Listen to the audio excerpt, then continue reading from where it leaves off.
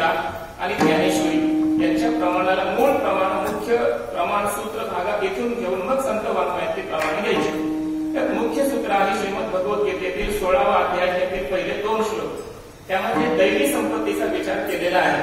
अभयम सत्व संशुद्धी ज्ञान योग व्यवस्थिती हे दानम दमश्च यज्ञश्च स्वाध्यायस्तप आर्जवम अहिंसा सत्यम क्रोधस् त्याग शांतिर पैशुनम दया भूतेषु लोलत्वम मार्दवम चापलम तेज क्षमा धृति शौच मद्रोह नाती मानिता भवंती संपदम दैवीम अभिजातस्य भारत। संपदम म्हणजे संपत्ती, ही साधू पुरुषाकडे असणारी एक संपत्ती, त्याला 26 गुण म्हटलेले आहे, त्याला दैवी संपत्ती म्हटलेले आहे। आणि अशी दैवी संपत्ती संत महापुरुषांच्याकडे मोक्षाच्या नंतर सुद्धा असते, म्हणून श्री संतांची असं आपल्याला चिंतन करायचंय।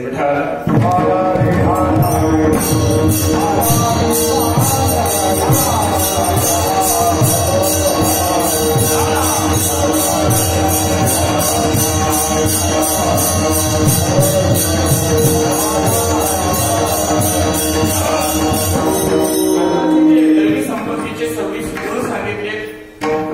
ही साधूकडे असलेली विशेष श्रीमंती, ही पारमार्थिक खरी श्रीमंती साधूकडे आहे महाराज। त्याला दैवी संपत्ती म्हणतात, त्याला श्री म्हणतात, त्याला संपत्तीच्या शास्त्रामध्ये म्हटलेलं आहे। अर्थात ही गुणश्री आहे असं आपण चिंतन आजच्या चिंतनाला एक दिशा, एक नाव आपण असं देऊ शकतो की आज आपल्याला दैवी संपत्ती पाहिजे म्हणजे गुणश्री पाहिजे। गुण नावाची, सद्गुण नावाची जी श्री आहे ती संतांच्याकडे कशी विशेष आहे याचा विचार आपल्याला आजच्या कीर्तनामध्ये करायचा आहे। अर्थात गुणश्रीचा विचार करायचा आहे।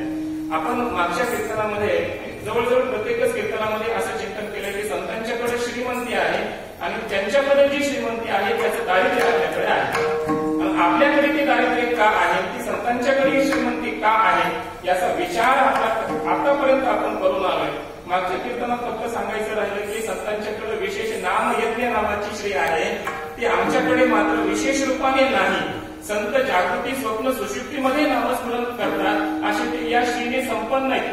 अशी श्री आमच्याकडे विशेष रूपाने मात्र नाही। आम्हाला वेळ मिळेल तेव्हा ही श्री प्राप्त होते, कायमची श्री मात्र आमच्याकडे नाही आहे।